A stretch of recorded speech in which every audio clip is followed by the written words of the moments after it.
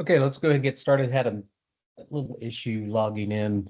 It was asking me for verification for Chrome. So anyways, so let's go ahead and get started. Let's take a look at the content for Module 2.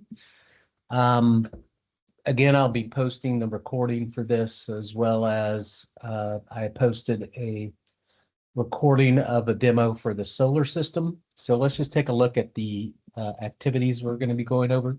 Okay, so we're going to be talking about a little more about effects and After Effects because as you saw with presets, we do have quite a few presets we can use.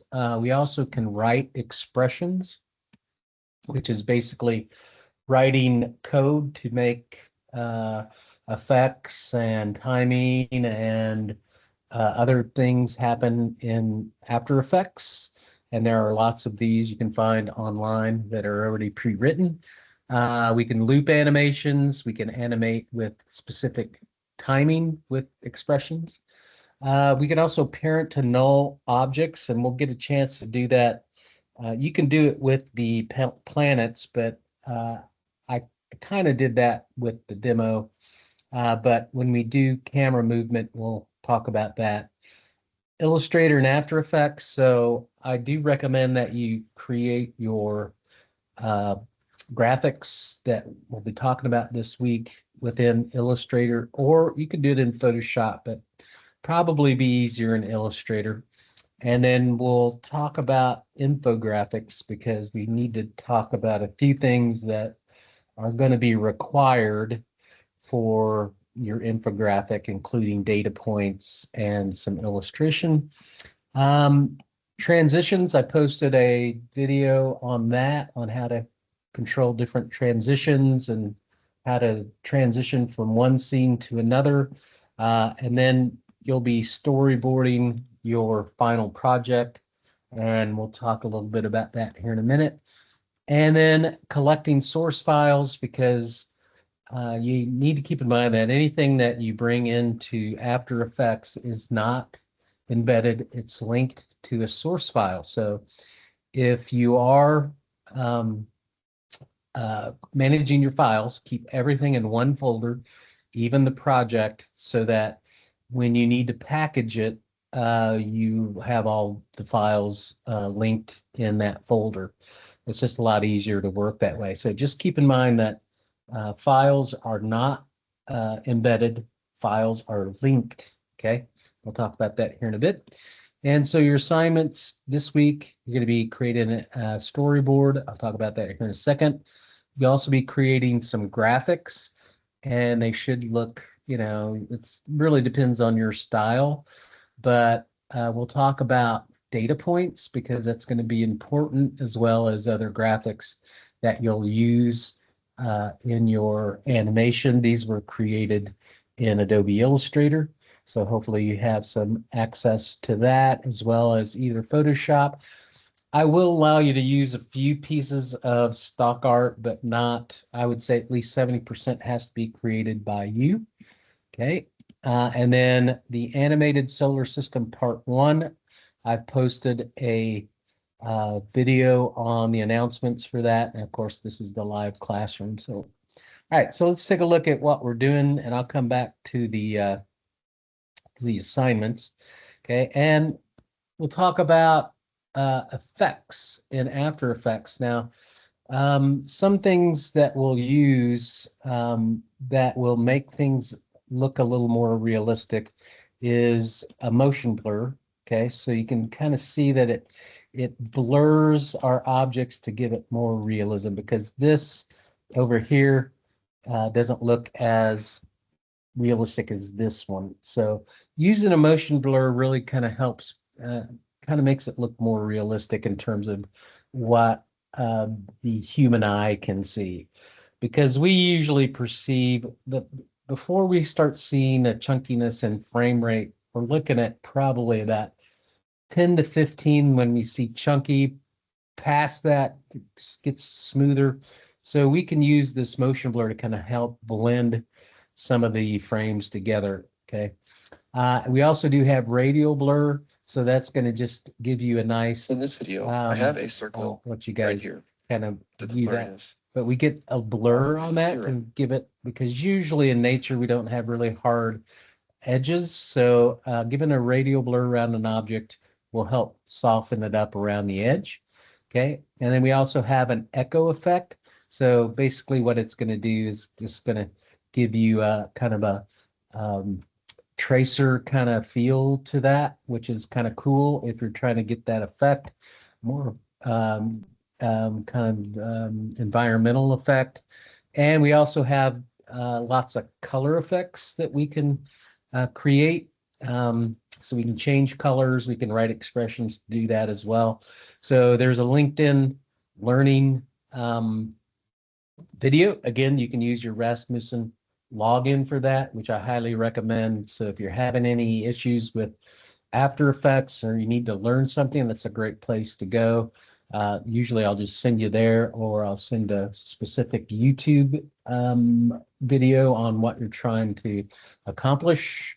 Okay, it's just going to be quicker because pretty much everything that's been done has had a YouTube video created for it. Okay. So expressions are written code that you can write, and you'll find a lot of the libraries on the internet for these. But instead of doing it in the timeline, we can write code. It's similar to HTML and CSS. The syntax is very similar. We do have certain things that we have to follow, syntax we have to follow in order for it to work properly. So if you're into coding, this is a great way to speed up your animation process. And with basic expressions, we can colorize, we can move, we can blur, we can dictate paths, we can do quite a bit with that. So you can see here we can write a transform rotation to rotate at 45, as well as position. So we can write code instead of using keyframes. Okay, so if you're interested in getting into that, there are some great videos on LinkedIn Learning on how to do that. This is more of a beginning class. We're not really, writing any code here, but if you get more advanced then you'll probably start writing expressions because they're a lot more accurate. We can, pinpoint dimensions and anchor points and that kind of stuff with coding. Okay. All right. So also with expressions, we can create looping animations. So if we're trying to create something that plays through 10 seconds and then comes in and loops back around, we could do that and loop it three times, cycle it basically. Or we could do a loop um, as many times as we want, or for indefinite if you wanted to do that.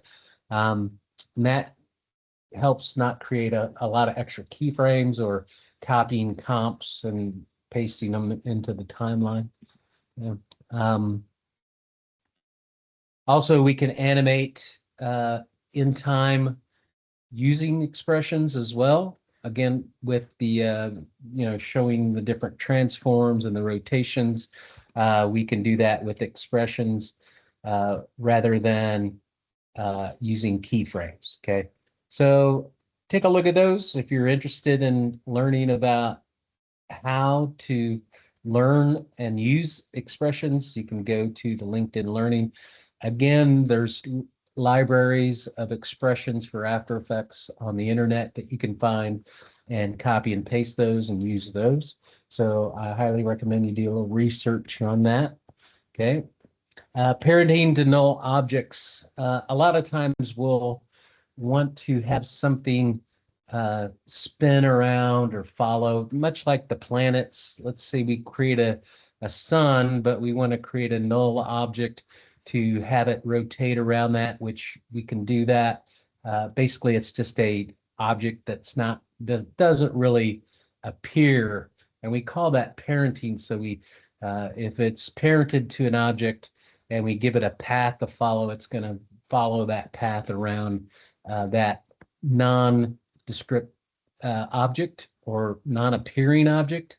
Okay, so a good example is this little spinning circle is tied to a null object that you can't see here.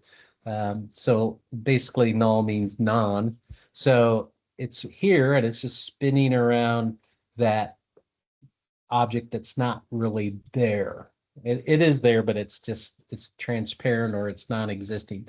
Okay, so this is kind of the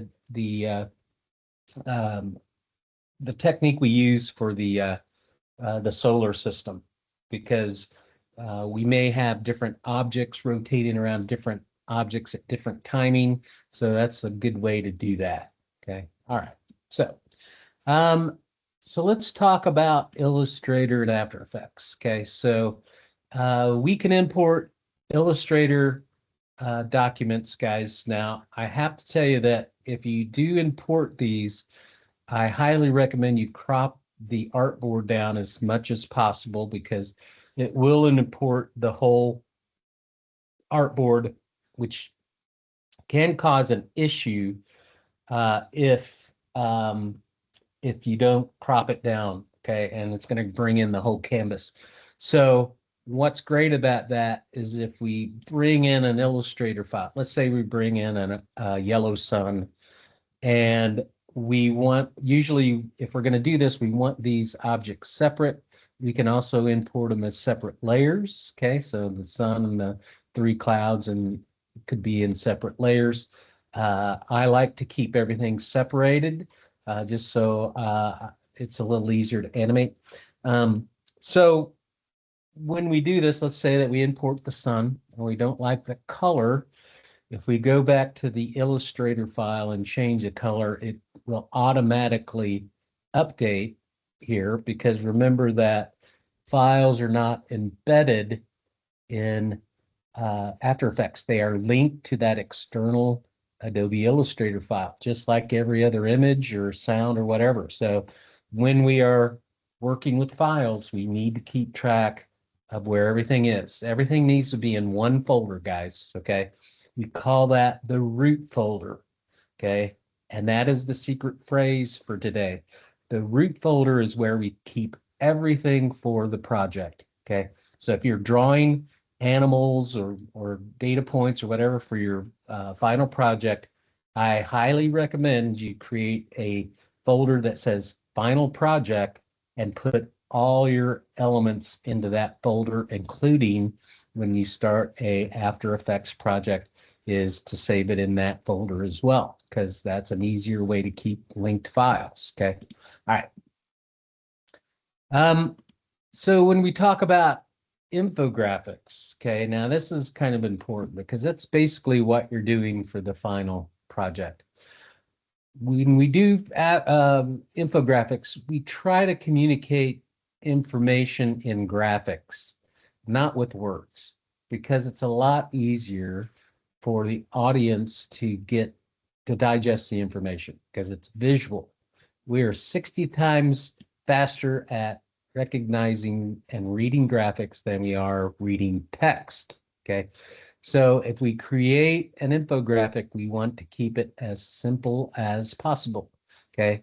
It makes complex information easier to understand. So when we do infographics, we look at creating data points, which I'm going to ask you to do that. We create graphics to represent, topics or ideas to communicate it quicker. Okay. Really always think about graphics over text if you can. Okay. Numbers, data points, graphics, signs, symbols, icons work much better in infographics than just a bunch of text. Okay. So here is going to be talk about infographic design here on LinkedIn Learning. And I would take a look at that because it will talk about why we use these type of projects, infographics, to communicate lots of message in a small space. Using pie charts, okay? Using more graphics to engage the audience and to tell a story. So that's what you're going to be doing for your final project. Okay, so let's take a look. I just want to show you the one of the student examples. Okay, because I want to kind of explain how they put this together, because it's real important that you understand how this is put together. So all these elements, and these elements are just repeated, but they are they're the same graphic, but they're scaled, okay, to look different. You could rotate them, whatever. So all the elements you see here were hand drawn. Okay, some of them, like the text, of course, that's stock fonts and that kind of thing. But let's just take a look. Okay, so we have music, we have graphics that were created. Okay, and you can repeat the graphics, that's fine. Okay.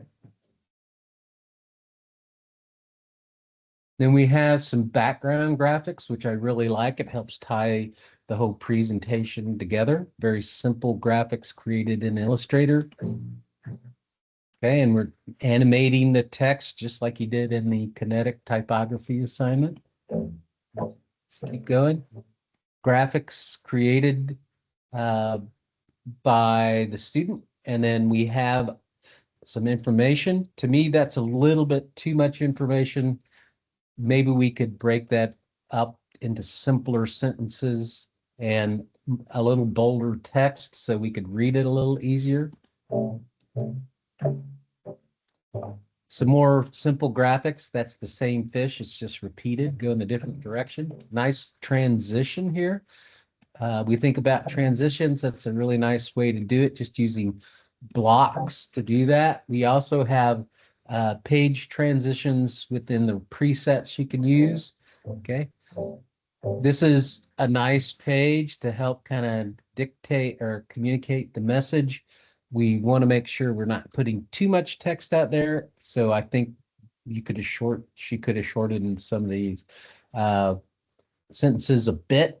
And we want to stay away from, leaving orphans or widows here. Okay. And then some repeated elements. I'm fine with that.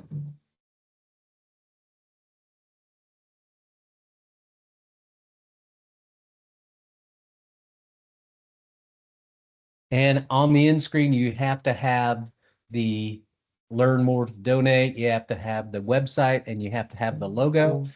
I like that she incorporated a background that she used in the beginning as well. It kind of ties the whole thing together.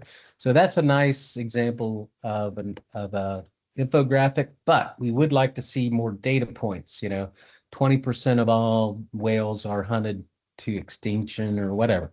So we use data points to help communicate that. All right. Okay, let's go back to the content. All right. And we're in module 2.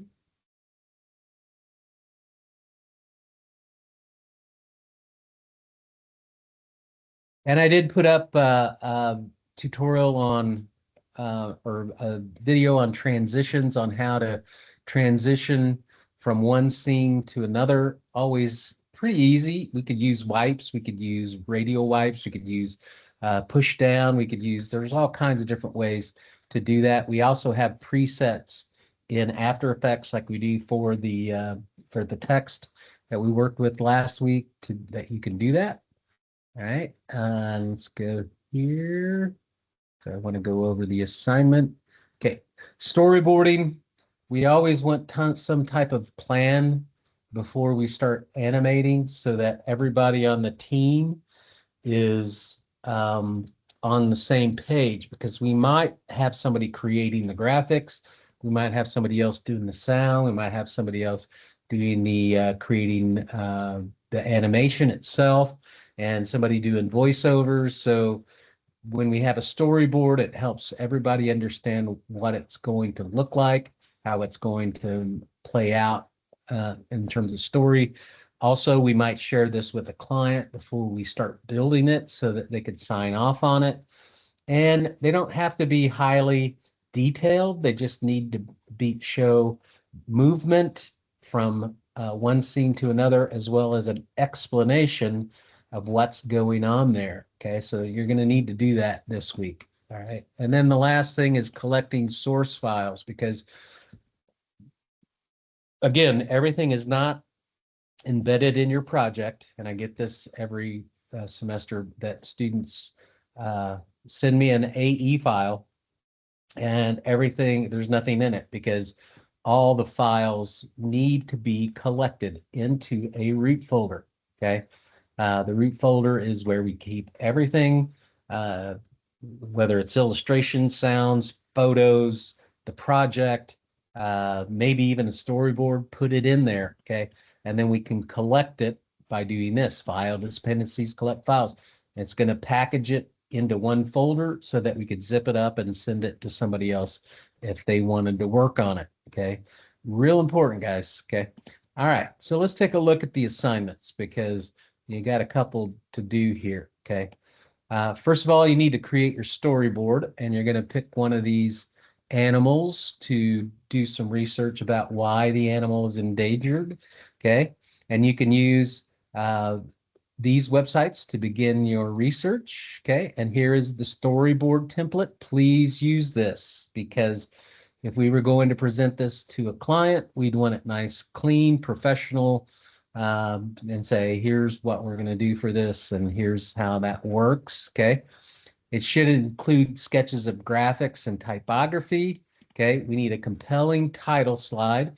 We need one intriguing fact, and then a closing scene. And that's going to be the logo plus the website. Okay. So make sure you follow all the specs here. So basically you're sketching out a storyline from beginning to end, and you might have a couple different scenes in there. And it might go from underwater to above water or whatever. But it's important that you draw this out so that we understand what it is you're trying to communicate, as well as put notes on it if we can't really see what the sketches mean. Okay. Very important. Okay. All right. I don't set. Go to the assignment. And then you're going to create your own graphics. Okay. So you're going to need to create one vector of your chosen animal. Okay. And you see, I think it was the owls on this one, or seals or whatever.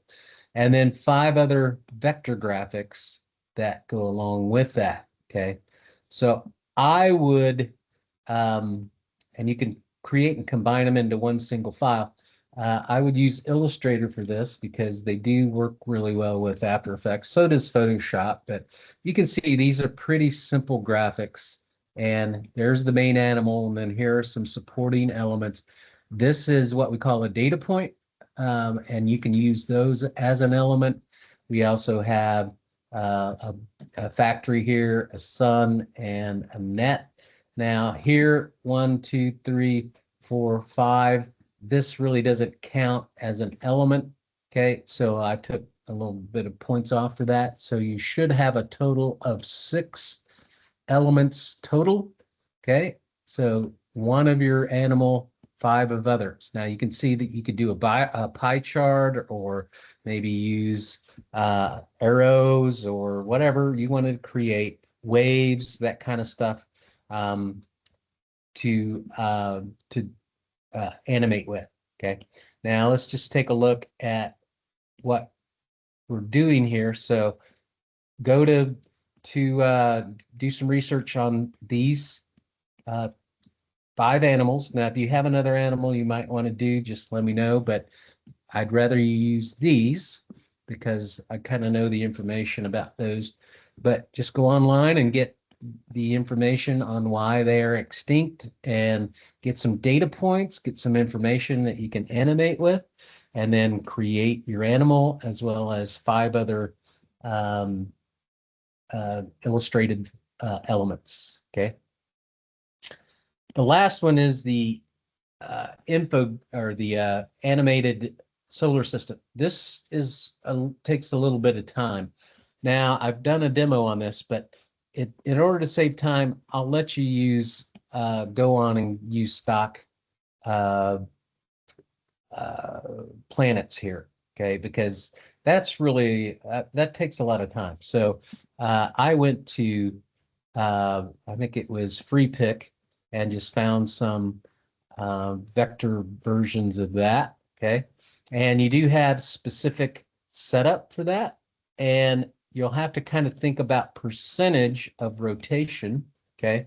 So some things will spin faster and go around the sun a little faster than others. Okay. So let me just kind of show you that here in the announcements. Okay. Um,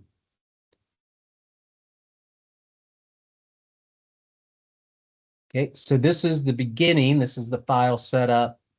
This solar system record resolution. The first thing I go around the set. Okay, so you'll see that we have to try to get all your planets in one file. If you want to set it up a little larger, I'm okay with that as long as the technique works. Okay, and then here's the second part where you're going to time out. So it's going around the animation. Gonna go to that last keyframe, edit paste again, go to that last keyframe. So follow along with that. You should be able to build out your solar system. Again, I'll let you use clip art for the or stock vector images for the planets if you would like, or you can create them yourself. That's totally up to you. Again, that takes a little while. The animation part is probably the most involved project for this timing and null objects that we'll do in this class. So take your time, get that done. All right. Okay. So that's good enough for today. So make sure you watch the live classroom, and remember that the secret phrase is toward the middle. Very important for us to understand why we're doing what I mentioned. And here's the solar system here. Okay. If you want to take a look at the student example, it's there as well, so you can watch that. So that's good enough for today. Please email me with any questions. Again, I do demos of most of the assignments just so you have access to those. That's part of my live classroom. So just make sure you watch those as well, because they'll help you complete those assignments. Okay. All right. So I'll be sending this as soon as it processes. You may have to ask for access. I will be posting the YouTube version as well. So that's good for this week, and I'll see you again next Tuesday. All right. Okay. Let's go here, and we're gonna stop sharing and leave. Okay, so I'll catch you guys next week.